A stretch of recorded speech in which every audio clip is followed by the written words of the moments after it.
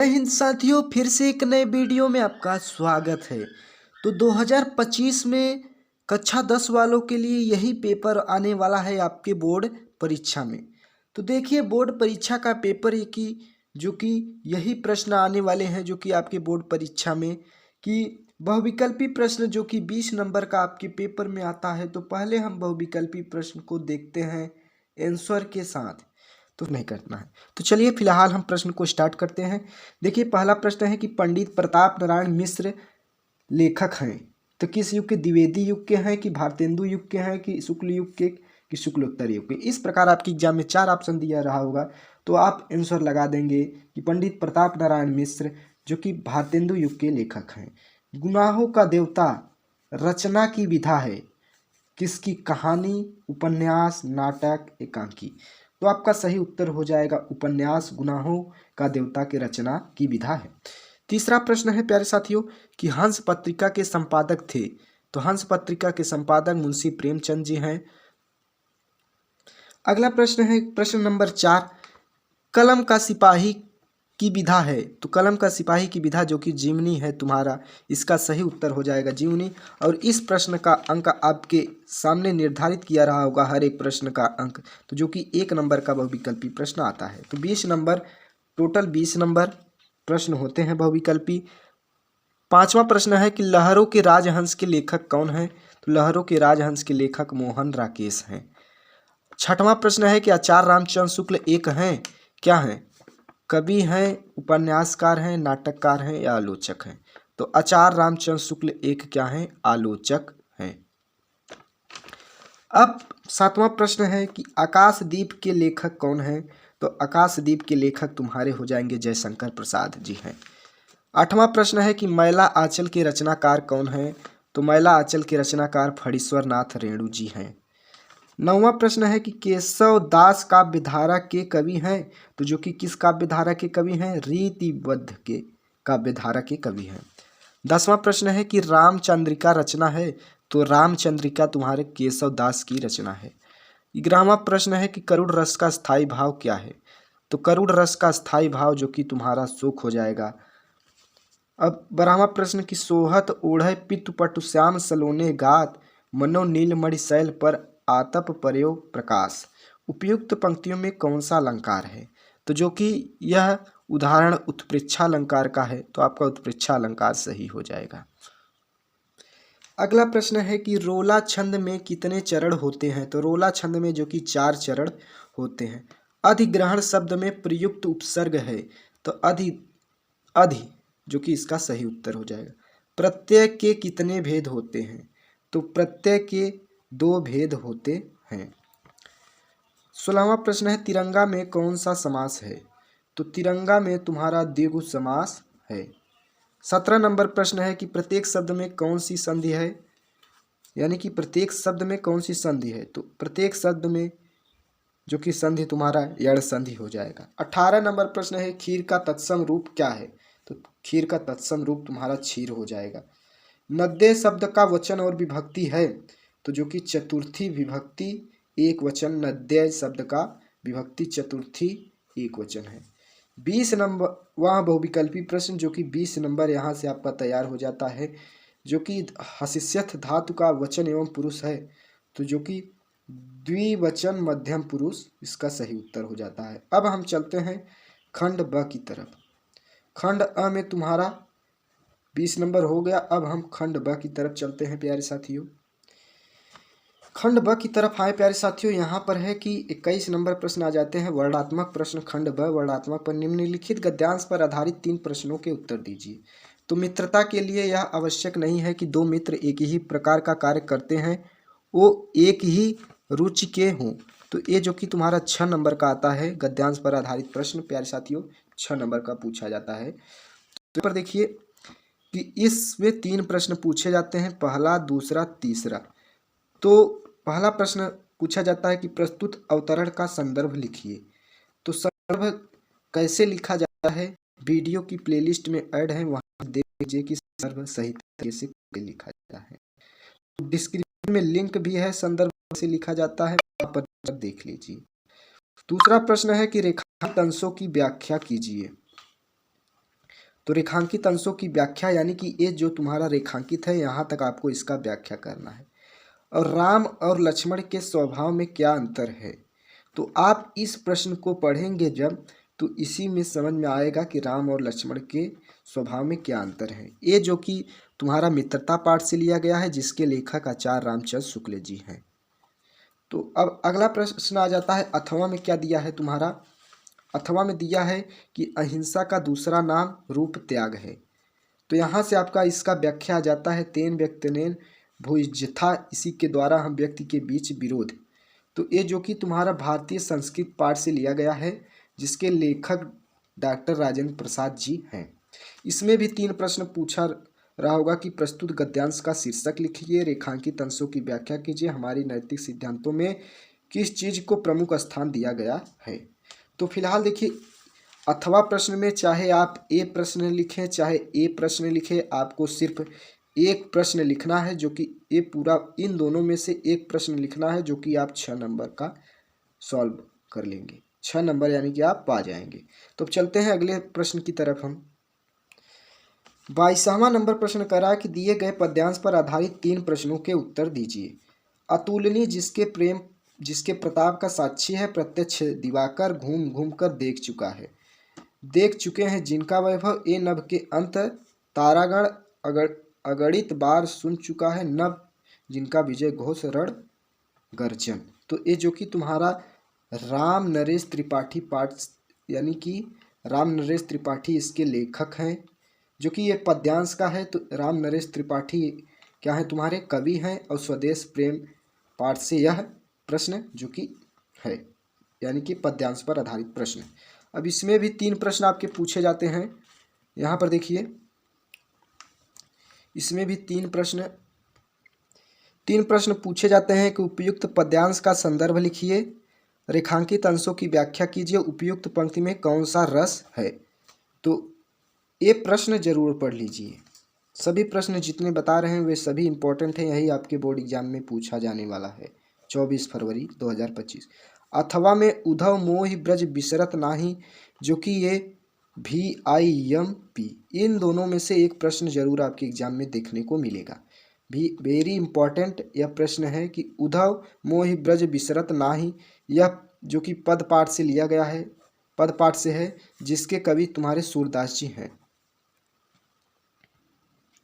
तो जो कि ये सूरदास इसके कवि हैं और पद पाठ से लिया गया है। इसमें भी 3 प्रश्न पूछा रहा होगा, चाहे आप ए करें चाहे आप ए करें, एक ही आपको करना है, जो कि आप पूरा कर देंगे। 3 प्रश्न इसमें से जो पूछा है, 6 नंबर आपको मिल जाएगा।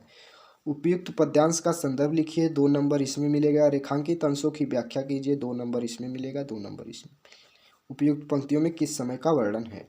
तो टोटल जो कि 6 नंबर आपको मिल जाएगा। तो चलते हैं नेक्स्ट प्रश्न की ओर। प्रश्न नंबर 23 नंबर प्रश्न है कि दिए गए संस्कृत गद्यांशों में किसी एक संदर्भ सहित हिंदी में अनुवाद कीजिए। तो जो कि एक का करना है, चाहे क का करें चाहे ख का करें, अथवा दिया है बीच में, जो कि ये VIMP हैं। दोनों में से एक आपके एग्जाम में देखने को मिलेगा। तो फिलहाल देखिए, इयम नगरी विविधरणाम संगम स्थली महात्मा बुद्ध तीर्थंकर, ये तो पक्का आएगा VIMP। तो जो कि यह तुम्हारा वाराणसी पाठ से लिया गया है, वहाँ से जाकर जो कि यह संस्कृत का 5 नंबर का पूछा जाता है। आपके बोर्ड एग्जाम में 5 नंबर देखने को मिलता है प्यारे साथियों। और ऐसा कर्म विराणाम संस्कृतः, ये तुम्हारा अथवा में पूछा जाता है, चाहे ए लिखें चाहे ए लिखें, ये आपको दोनों तैयार होना चाहिए। और ये दूसरा तुम्हारा भारतीय संस्कृत पाठ से लिया गया है। दूसरा वाला भारतीय संस्कृत पाठ में आपको ये देखने को मिलेगा, यह वाराणसी पाठ में देखने को मिलेगा। अब 24 नंबर प्यारे साथियों प्रश्न कहता है कि दिए गए संस्कृत पद्यांश में किसी एक का संदर्भ सहित हिंदी में अनुवाद कीजिए। ये तुम्हारा संस्कृत के गद्यांश में का था और ये तुम्हारा पद्यांश में का था। इसमें भी अथवा दिया रहेगा, चाहे आप ए लिखें चाहे ए लिखें, आपको सिर्फ क्या लिखना है, एक ही लिखना है, जो कि आपके एग्जाम में 5 नंबर देखने को मिलेगा। तो देखिए, क्विस्दम गुरुतम भूमे, जो कि यह जीवन सूत्राणी पाठ से लिया गया है। इसमें भी क्या आपको कहा होगा कि दिए गए संस्कृत पद्यांश में किसी एक का संदर्भ सहित हिंदी में अनुवाद कीजिए। इसमें आपको संदर्भ लिखना है और इसका पूरा अनुवाद करना है बस। और हतो व प्राप्स्य स्वर्गम जित्वा व भोजस्य महीम, तो जो कि यह तुम्हारा जीवन सूत्राणी पाठ से है, तो वहाँ से जाकर देख लीजिए, ये इसमें से आपका तैयार हो जाएगा। अब देखिए 25 नंबर प्रश्न कहता है कि अपने पठित खंड काव्य के आधार पर निम्नलिखित प्रश्नों में से किसी एक प्रश्न का उत्तर दीजिए। तो जो कि तुम्हारा ये तुम्हें 3 नंबर देखने को आपको एग्जाम में मिलेगा। तो देखिए मुक्ति दूत खंड काव्य के आधार पर नायक महात्मा गांधी का चारित्रिक विशेषताएं लिखिए। आपका जिस जिले का हो, मुक्ति खंड काव्य के चतुर्दश कथा वस्तु लिखिए। तो इसमें कहा है आपको एक प्रश्न का उत्तर देना है। क में चाहे आप इस प्रश्न को लिखें चाहे इस प्रश्न को लिखें, सिर्फ आपको एक प्रश्न लिखना है जो कि 3 नंबर का, यानी कि आपका जिस जिला का हो, आपका जिस जिला का हो। ख नंबर प्रश्न में ज्योति जवाहर खंड काव्य के कथा वस्तु संक्षेप में लिखिए। तो ज्योति जवाहर आपका जिस जिले का हो, आप जिस जिले को हो उस जिले का पढ़ें। तो हम हर जिले का टॉपिक वाइज बता दे रहे हैं। इस प्रश्न में भी आपको एक ही प्रश्न करना है, चाहे ए करें आप चाहे ए करें, सिर्फ एक प्रश्न आपको करना है फिलहाल। अगला प्रश्न है ग नंबर में कि मेवाड़ मुकुट में 2 प्रश्न पूछा होगा, आपको एक प्रश्न इसमें भी करना है। आप मेवाड़ मुकुट जिस जिले का हो आप तैयार कर लें, सिर्फ अपने जिले का इसमें देखते रहिए आप। अग्र पूजा जिस जिले का हो उसको तैयार कर। आयोजन सर का कथानुसार अपने शब्दों में लिखे। अग्र पूजा खंड काव्य के नायक का चरित्र चित्रण लिखिए। इसमें भी आपको एक लिखना है, चाहे आप पहला लिखें चाहे दूसरा लिखें, आपको सिर्फ एक ही लिखना है, जो कि आपको 3 नंबर देखने को मिलेगा एग्जाम में। तो देखिए अंगा नंबर प्रश्न कर रहा है कि जय सुभाष खंड काव्य की कथा वस्तु लिखिए। जय सुभाष खंड काव्य के आधार पर उसके नायक का चरित्र चित्रण। इसमें भी आपका जो भी प्रश्न है एक प्रश्न करना है। 4 नंबर में भी एक प्रश्न जिस जिले का हो, मातृभूमि के लिए खंड काव्य के आधार पर 33 सर्ग यानी कि बलिदान सर्ग का सारांश लिखिए। इसमें भी 2 प्रश्न दिया है। मातृभूमि के लिए खंड काव्य के नायक चंद्रशेखर आजाद का चरित्र चित्रण लिखिए। तो इसमें भी आपको 2 प्रश्न दिया होगा, आपको एक प्रश्न करना होगा। 6 नंबर में कर्ण खंड काव्य के 6ठ सर्ग यानी कि कर्णवध की कथा संक्षेप में लिखिए। इसमें भी 2 प्रश्न।